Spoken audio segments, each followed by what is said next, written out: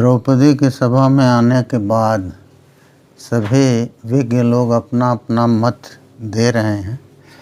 विदुर बोल रहे थे, उन्हीं के मत का उल्लेख करते हुए, उपक्रम करते हुए हमने पिछला अपना वक्तव्य रोक दिया था। आगे विदुर कहते हैं कि जैसे स्वप्न में किसी का धन कोई जीत ले तो वो जीतना किसी मतलब का नहीं होता, उससे उठने पर उसे जीता हुआ धन प्राप्त नहीं होता। उसी तरह से अनीश जो है, जो किसी चीज़ का स्वामी नहीं है, जिसके पास कोई धन नहीं है, वो जब जुआ खेलता है, किसी को दांव पर लगाता है, तो ये उसी तरह हो जाता। माने स्वप्न में जीता हुआ जैसे जीता नहीं माना जाता, उसी तरह से अनीश का, जो अस्वामिक का, जिसके पास कोई धन नहीं है, उसके द्वारा हारी गई चीज़ जीतने वाले के किसी काम नहीं आती। इसलिए इस बात का ध्यान रखते हुए इस धर्म को मत छोड़ो, क्योंकि युधिष्ठिर अनीश हैं, उनका मतलब यही है। युधिष्ठिर सब कुछ हार चुके हैं, तो उसके बाद अपने को हारने के बाद द्यूत को समाप्त हो जाना चाहिए, और उसके आगे वो जो कुछ भी कर रहे हैं वो द्यूत क्रीड़ा के अनुरूप विहित नहीं है, उसको नहीं ध्यान में रखना चाहिए। इतना विदुर की बात सुन करके दुर्योधन कहता है कि भीम का जो वाक्य है, द्रौपदी से कहता है कि देखो भीम ने जो कहा है और अर्जुन ने जो कहा और नकुल सहदेव ने जो कहा है कि हम लोग युधिष्ठिर को अपना स्वामी मानते हैं, तो यदि वो उन्हीं के बात को हम पकड़े हुए हैं, उन्हीं के बात को प्रमाण मान रहे हैं, तो यदि वो लोग ये कह दें कि युधिष्ठिर जो हैं वो हमारे स्वामी नहीं हैं, हमारे राजा नहीं हैं, तो हम तुमको दास्य से मुक्त कर देंगे, तुम दासी नहीं रहोगी। इसके बाद अर्जुन कहते हैं, ईसो राजा पूर्व में वासित ग्लहे नह। कह रहे हैं कि जो अर्जुन बोल उठे इसके बाद कि राजा युधिष्ठिर थे ग्लह में, माने द्यूत में हमारे राजा युधिष्ठिर थे, वो धर्मराज हैं, महात्मा भी हैं।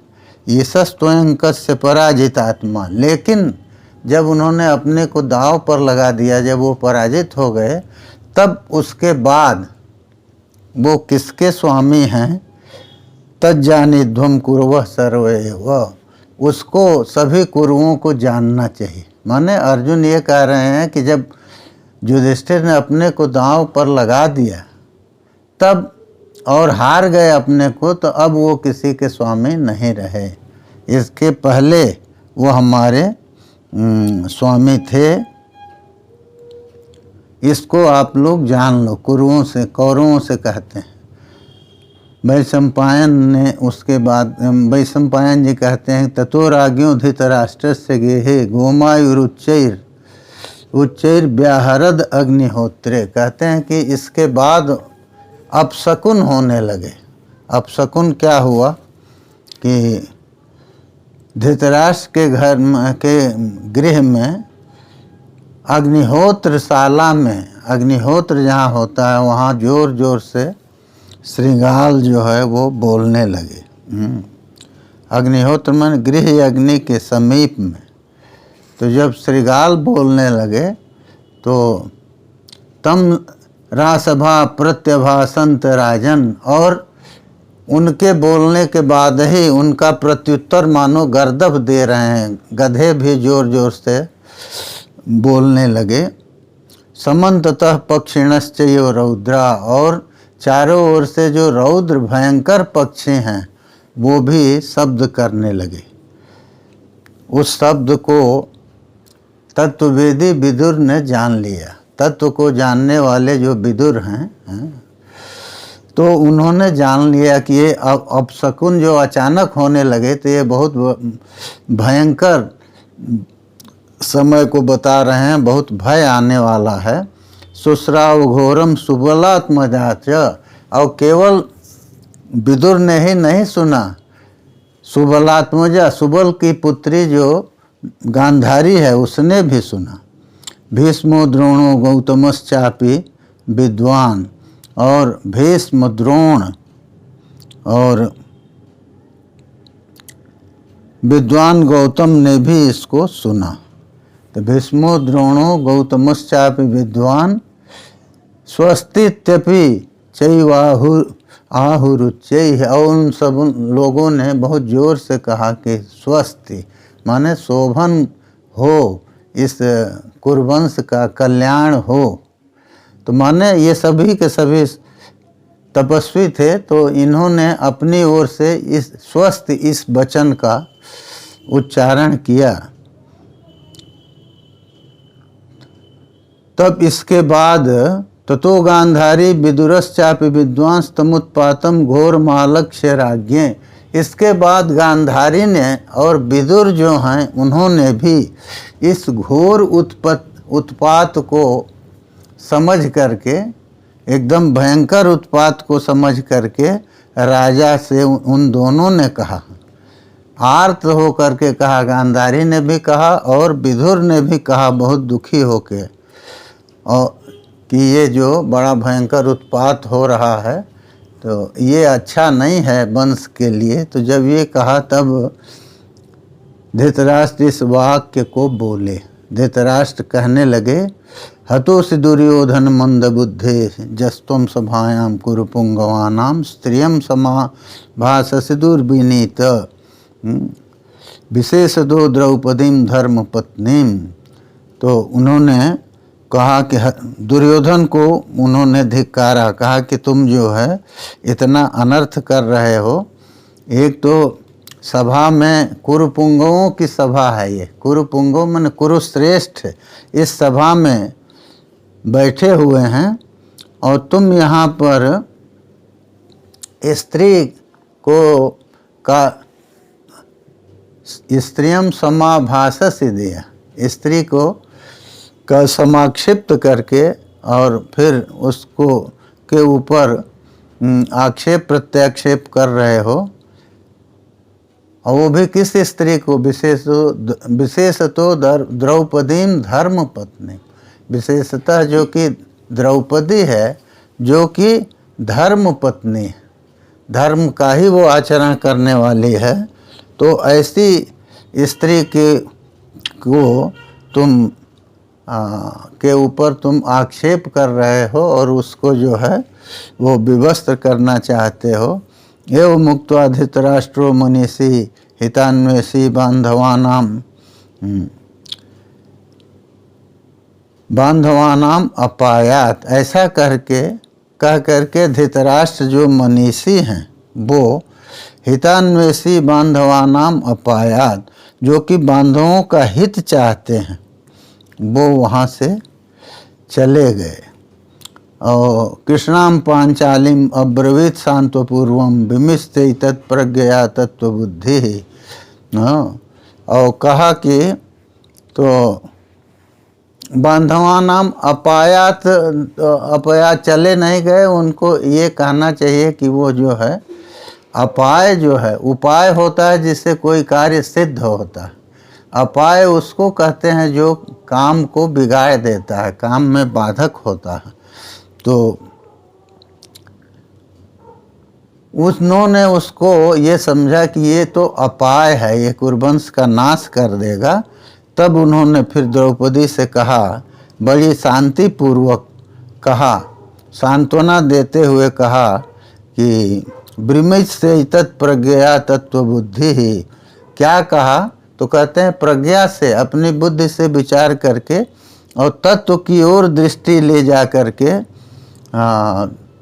बोलते हैं धृतराष्ट्र, किससे, द्रौपदी से कहते हैं। धर्म बुद्धि उनको हुई और वो उन्होंने संकट को समझ लिया, और तब उन्होंने द्रौपदी से कहा, वरम वृणीषु पांचाली मत्तो जदभिवांछसि, उन्होंने कहा कि हे पांचाली तुम हमसे जो भी चाहती हो वो वर मांग लो। बधूनाम ही विशिष्टा में तुम धर्म परमा सती। कहा कि तुम हमारी जितनी पुत्र बधुएं हैं, पौत्र बधुएं हैं, सब में तुम विशिष्ट हो और धर्म परमा हो। धर्म परमा माने धर्म जिसका सबसे उत्कृष्ट है, ऐसी हो। तो हमसे तुम वर मांग लो। द्रौपदी ने इस धृतराष्ट्र के इस वचन को सुन करके कहा, ददास चेद वरम मह्यम वृणोमि भरतर्षभ सर्वधर्मानुगः श्रीमान अदासोस्तु युधिष्ठिरः। तो उसने कहा कि यदि आप हमको वर देना चाहते हैं तो सर्वधर्मानुगः श्रीमान अदासोस्तु युधिष्ठिरः, तो युधिष्ठिर को दासता से मुक्त कर दीजिए। सभी धर्म का अनुगमन, सभी धर्मों का अनुगमन करने वाले श्रीमान युधिष्ठिर को श्रीमान करिए और अदास कर दीजिए, दासत्व से विमुक्त कर दीजिए। मनस्विनम अजानन्तो मय्यम ब्रूयुः कुमारकाः एष वै दासपुत्रो ही प्रतिविंध्यम ममात्मजम। तो और आगे उसने कहा कि हमारा पुत्र जो प्रतिविंध्य है, जो कि युधिष्ठिर से उत्पन्न हुआ है, उसको लोग दास पुत्र न कहें, इसलिए आप उनको जो दासता से मुक्त कर दीजिए। क्योंकि लड़के जो उसके समान आयु के हैं वो सब के सब उसे दास कहेंगे तो ये अच्छा नहीं है। राजपुत्र पुरा भूत्वा यथा नान्यः पुमान् क्वचित् राजभिर्लालितस्यास्य न युक्ता दास पुत्रता। और कहा कि ये ठीक नहीं है कि वो पहले राजपुत्र था तो अब जो है दास पुत्र कहलावे, इसलिए आप उसको युधिष्ठिर को दासता से मुक्त कर दीजिए।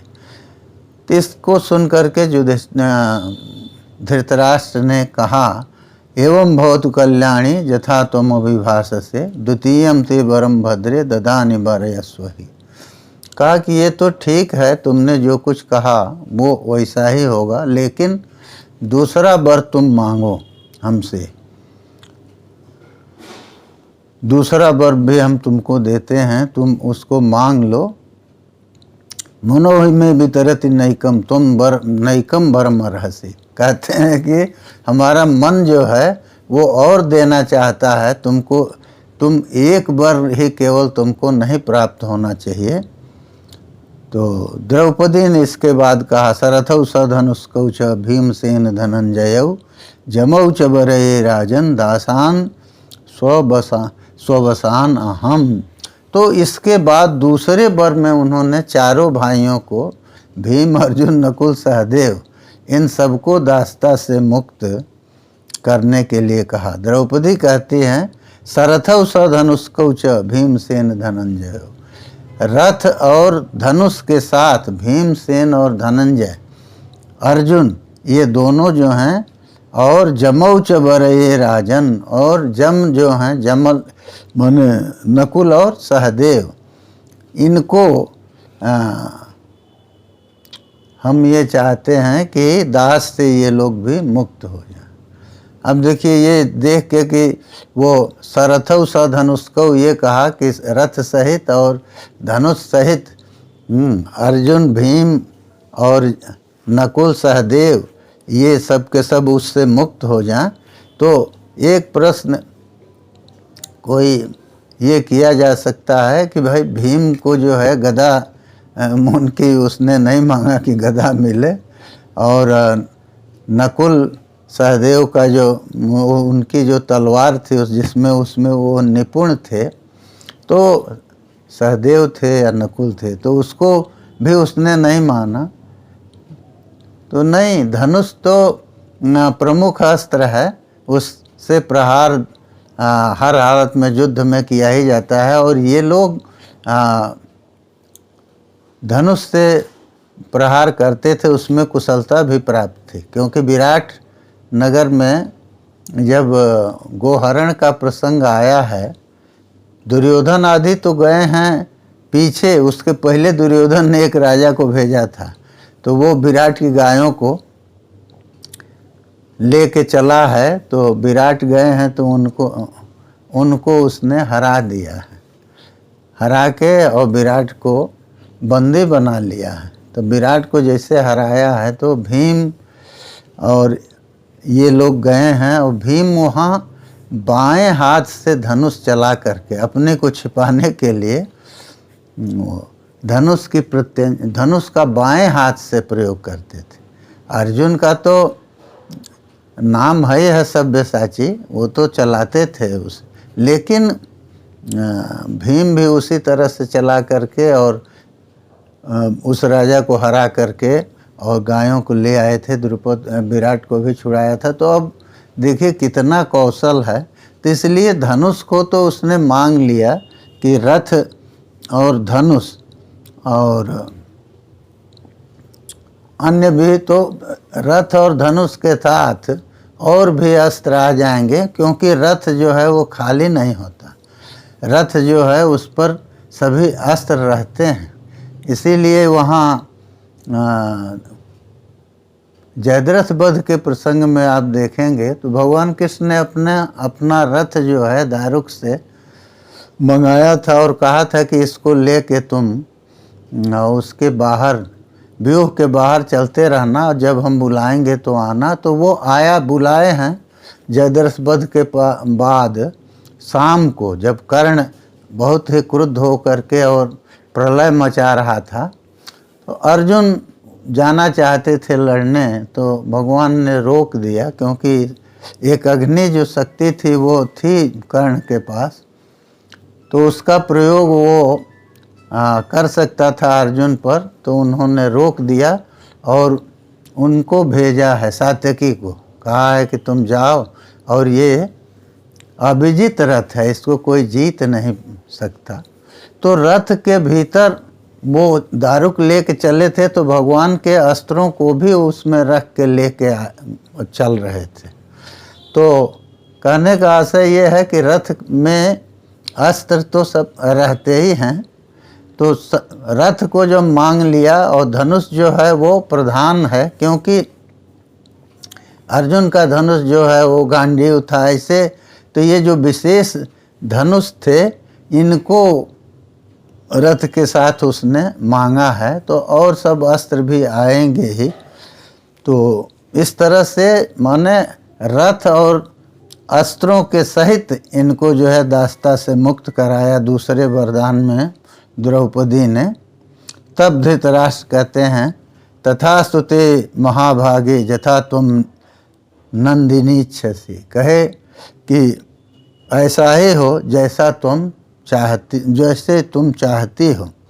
तृतीयम वरयास्मत्तो नासि द्वाभ्याम सुसंस्कृता।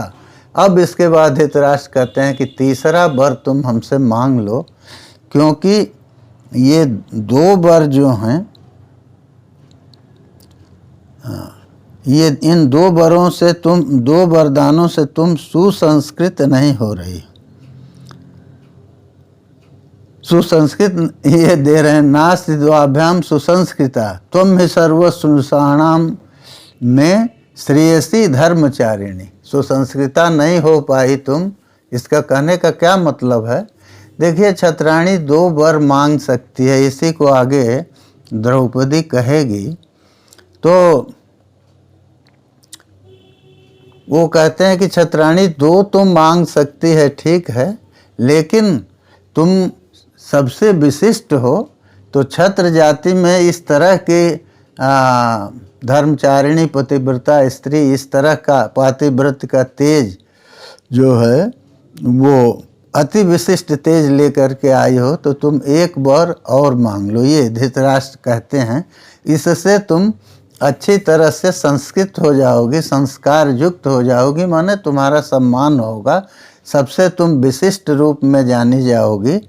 तो ये जब कहा है तो द्रौपदी ने कहा है, लोभो धर्म से नाशाय भगवान ना हम उत्सहे, कहे कि महाराज लोभ जो है वो धर्म का नाश करता है, तो इसलिए मैं तीसरा वर नहीं मांगूंगी, न उत्सहे अनर्हा बरमादा तुम तृतीयम राज सत्तम। तो कहा कि मैं तीसरा वर लेने के लिए अर्ह नहीं हूँ, 2 ही वर ले सकती हूँ। और यही बताया है कि कौन कितना वर ले सकता है। तो कहते हैं एक माहुर वैश्य वरम, वैश्य जो है 1 वर मांग सकता है। वर का अर्थ है ईप्सित, तो वो एक ईप्सित चीज़ किसी से मांग सकता है जो उसको अभिष्ट हो, जो अच्छा लगे। द्वौत छत्र स्त्रियो बरऊ, और कहा कि छत्राणी के लिए, छत्र की स्त्री के लिए 2 वर होते हैं।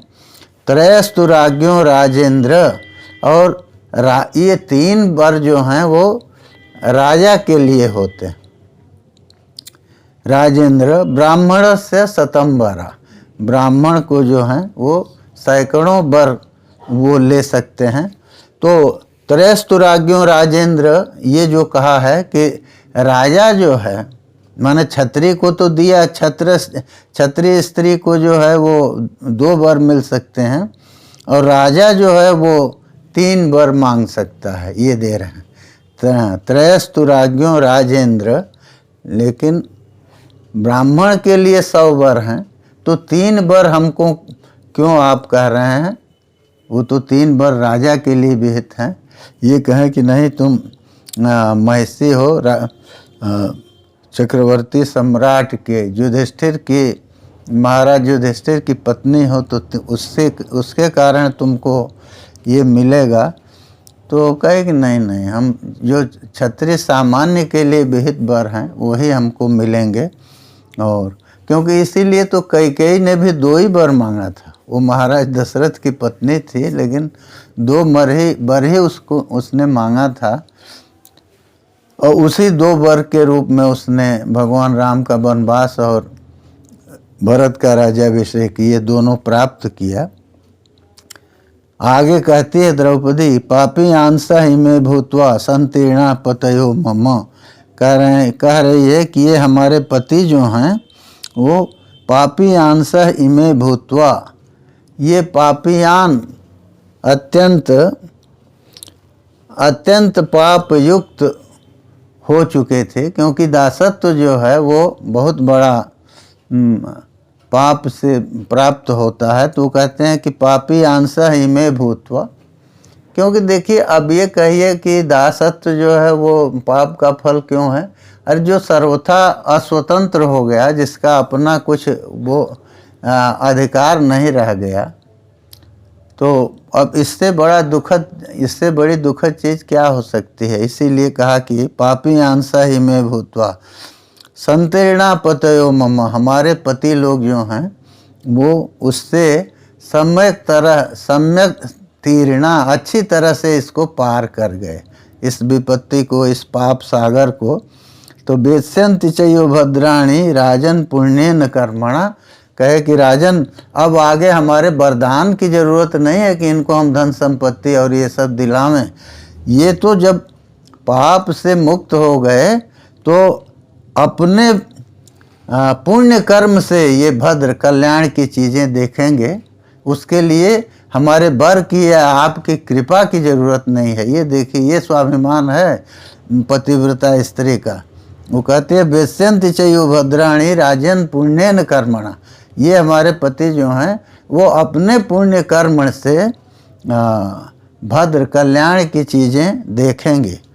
तो इतना जब कहा है तब उसके बाद कर्ण बोलता है कि जाना श्रुता मनुष्येषु स्त्रियो रूपेण सम्मता तासाम एतादृशं कर्म न कस्याश्चन शुश्रुम क्रोधाविष्टित। कहा कि जो हमने मनुष्यों में रूप संपन्न स्त्रियों को हमने सुना है, कर्ण बोल रहा, तो उसमें तासाम एतादृशं कर्म न कस्याश्चन शुश्रुम क्रोधाविष्टेषु पार्थेषु धार्तराष्ट्रेषु चाप्यति द्रौपदी पांडुपुत्राणाम कृष्णा शांतिरिहा भवत। देखिए किस तरह से व्यंग बोल रहे हैं। कर्ण कहते हैं कि रूप से विशिष्ट जो स्त्रियां हमने सुना है वो जो कि समीचीन हमारी दृष्टि में हैं, सम्मत हैं, वो उनमें से किसी का भी इस तरह का कर्म हमने नहीं सुना। क्या? क्रोधाविष्टेषु पार्थेषु धार्तराष्ट्रेषु चाप्यति। क्रोध से, अत्यंत क्रोध से आविष्ट थे पार्थ, पृथा के पुत्र, कुंती के पुत्र पांडव, और धृतराष्ट्र के पुत्र भी अत्यंत क्रोध से युक्त थे। लेकिन वहाँ पर कृष्णा जो द्रौपदी है वो पांडु पुत्रों के लिए शांति बन के आ गई। इसने माने व्यंग ये कर रहे हैं कारण कि वो दुर्योधन आदि अत्यंत क्रोधाविष्ट तो थे ही, और पांडुपुत्र भी क्रोधाविष्ट थे, लेकिन उनको अपनी शांति के लिए द्रौपदी का सहारा लेना पड़ा। द्रौपदी का सहारा न मिलता तो वो इस संकट से पार नहीं हो पाते। तो ये व्यंग है कि माने इस तरह से उनका उद्धार स्त्री से हो रहा है, अपने पुरुषार्थ से नहीं हो रहा। अपलवेम्भस मग्नानाम अप्रतिष्ठे निमज्जताम पांचाली पांडुपुत्राणाम नौरेशा पारगा भवत। अब दूसरा वाक्य यही बोल रहे हैं कि अपलवेम्भस मग्नानाम, ये ऐसे जल में मग्न हो गए थे जहाँ कोई नाव नहीं थी। माने अपना पराक्रम, अपना पौरुष कुछ नहीं है। तो ये अत्यंत गर्ह माना गया है कि स्त्री सहारा बन करके और आपको संकट से पार करे। तो वही व्यंग बोल रहे हैं।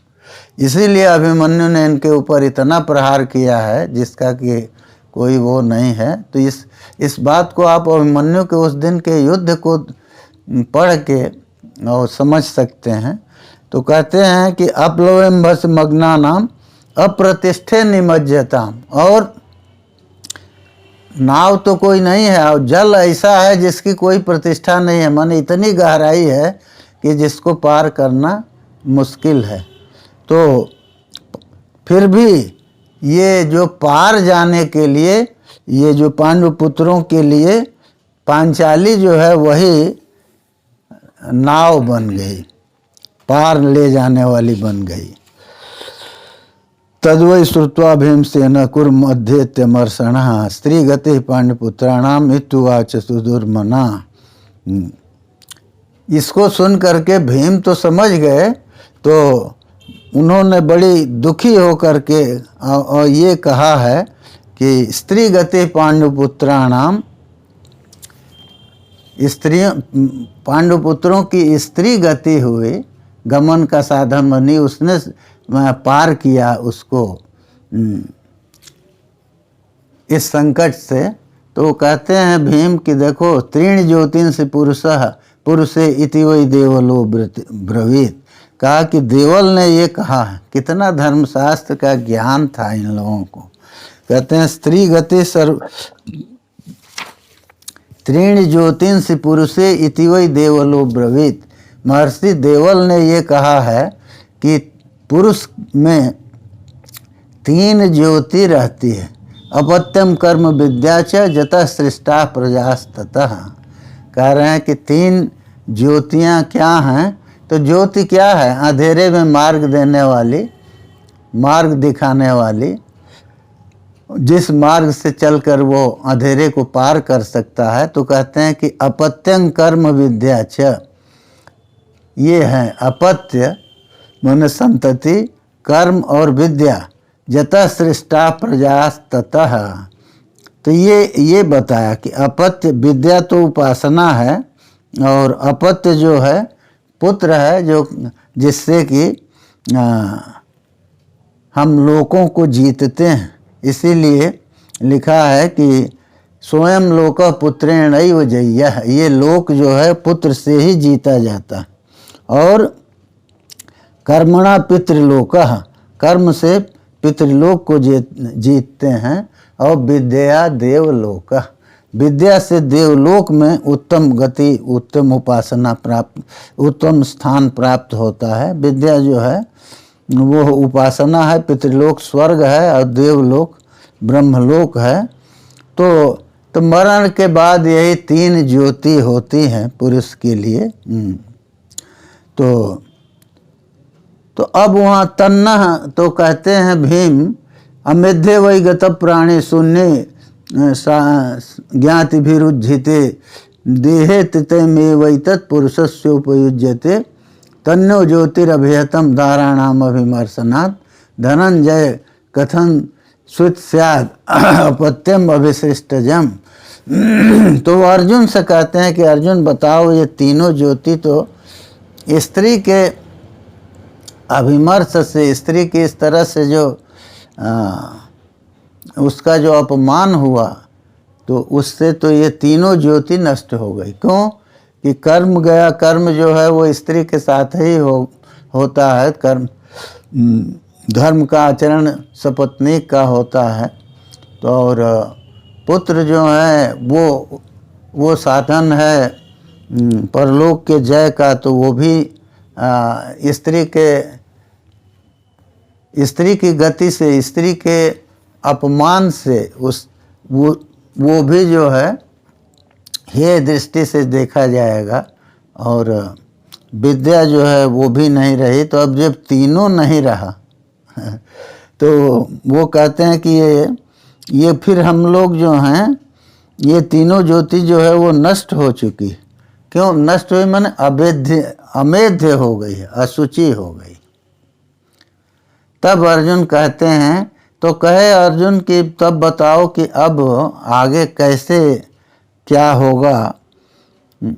तो अर्जुन कहते हैं माने अब होगा क्या कि अब जो संतान होगी वो उतनी उत्कृष्ट नहीं होगी जो कि परलोक से हमें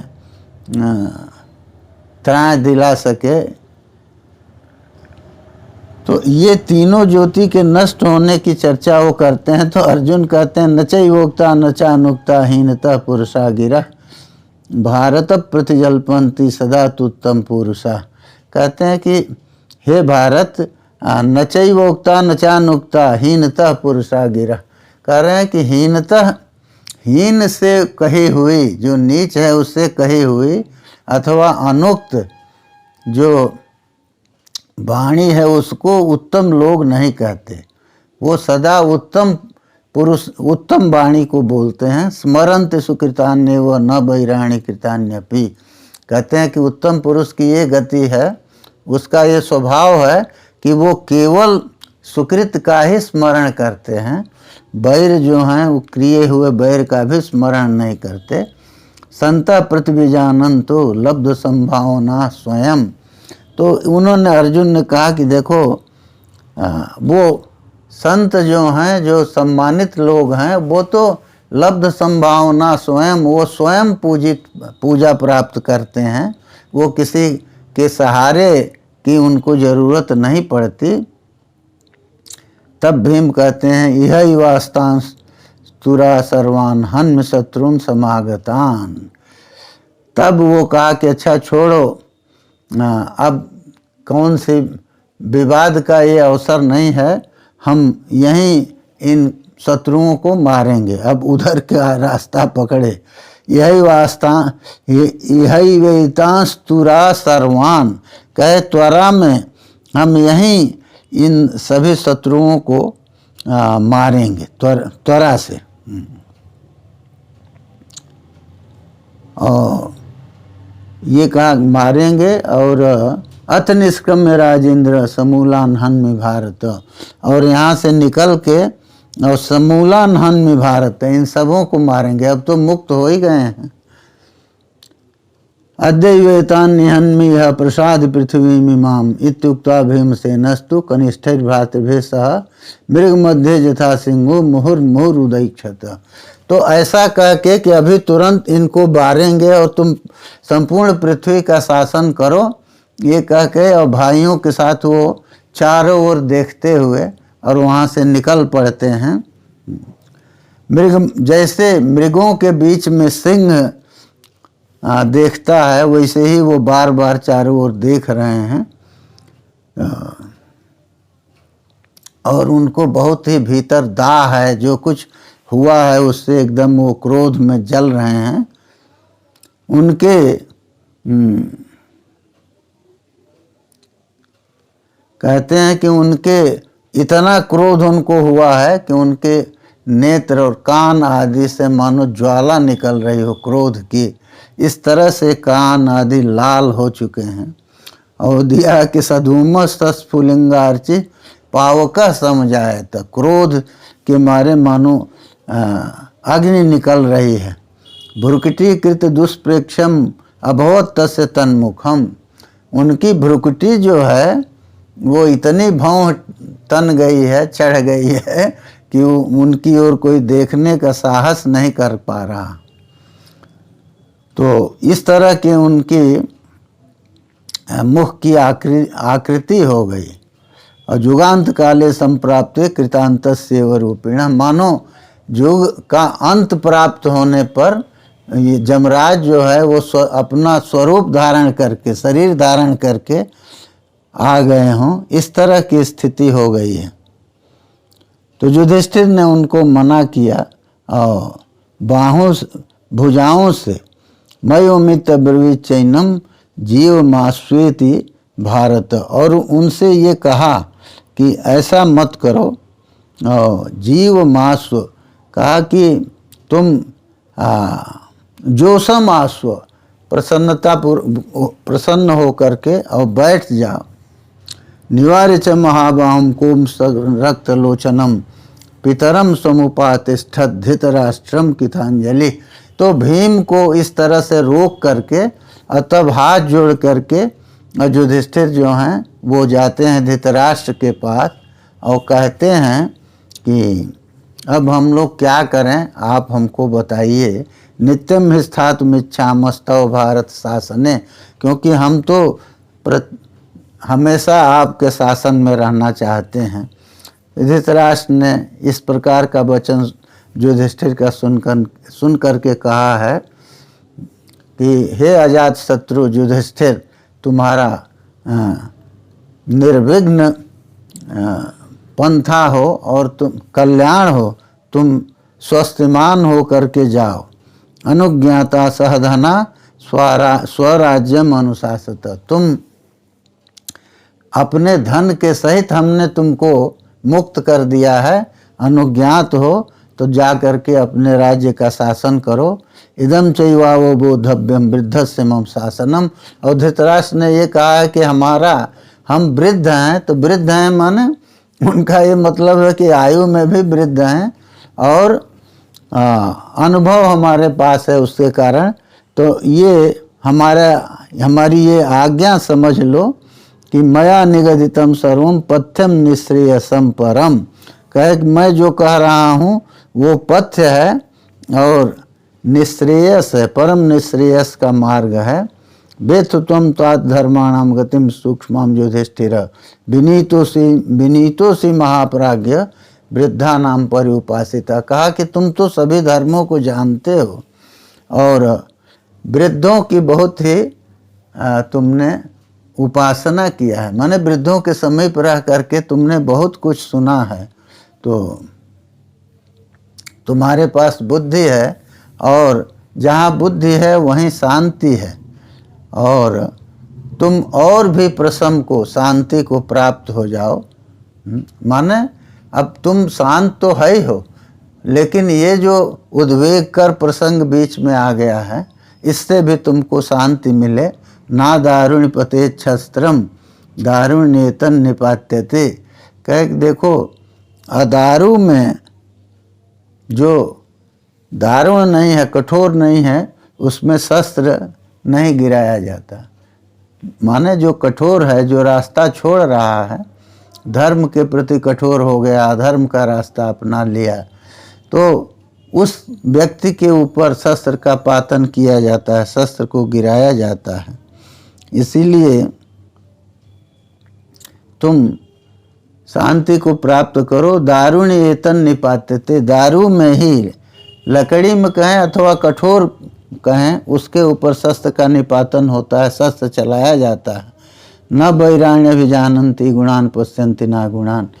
अब युधिष्ठिर उपदेश दे रहे हैं कि देखो बैर को जो सज्जन लोग हैं वो नहीं रखते अपने मन में और सदा गुणों को ही देखते हैं, विरोधम नाधिगच्छन्ति जेत उत्तम पुरुषा। जो उत्तम पुरुष हैं वो विरोध को नहीं जानते, विरोध को पकड़ के नहीं रखते। स्मरन्ति सुकृतान्य व न वैराणी कृतान्यपि। सुकृत जो हैं, जो अच्छे किए हुए कर्म हैं, उन्हीं का वो स्मरण करते हैं, वैर को का स्मरण नहीं करते। संत परार्थं कुर्वाणा नावेक्षन्ते प्रतिक्रियाम। संत लोग जो हैं वो दूसरे का उपकार करते हैं, लेकिन वो प्रतिक्रिया की प्रतीक्षा नहीं करते।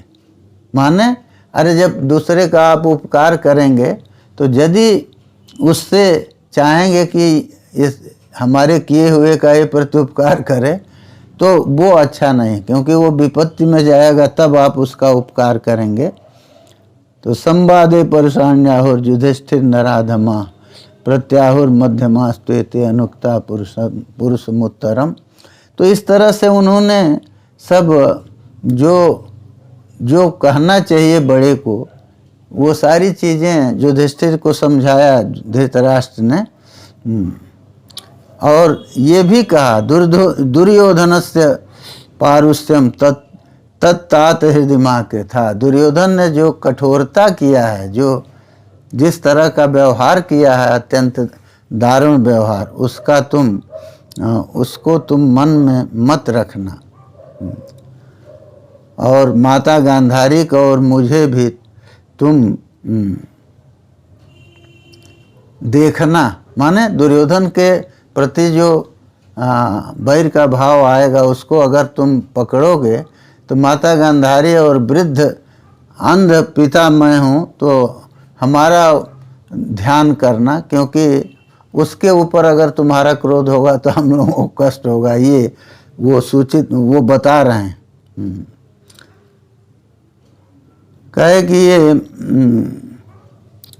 कहा कि ये हमने प्रेक्षा पूर्वम मया दूतम एतद आसीद उपेक्षितम। कहे कि मैंने पहले इस दूत की उपेक्षा किया, ये ठीक नहीं था, लेकिन मित्राणि दृष्टुकामेन पुत्राणांच बलाबलम।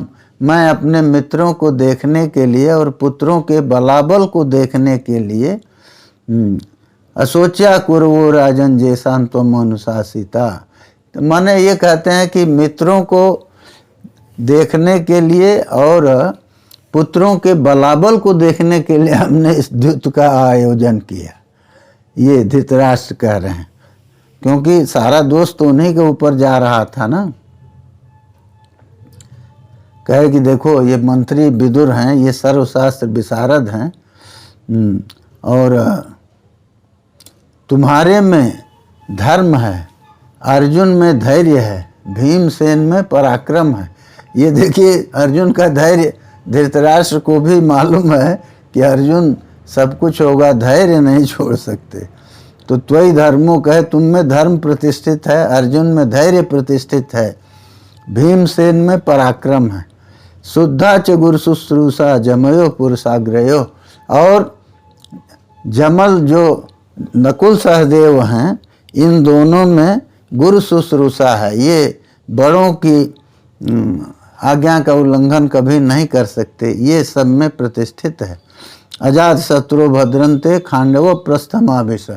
तब कहा, युधिष्ठिर ने पूछा था ना कि अब हम क्या करें, तो उन्होंने कहा कि हे अजात शत्रु युधिष्ठिर, तुम्हारा कल्याण हो और तुम खांडव प्रस्थ जाओ, माने अपने राज्य जो है तुम्हारा वहाँ चले जाओ, भाइयों के साथ जाओ, और तुम्हारे मन में जो है सौभ्रात्रम, ये कहा कि सुभातृत्व हो, यानी अच्छे भाई का भाव तुम्हारे अंदर रहे, माने सबको अपना भाई समझ करके रहो और धर्म में तुम्हारा मन लगे।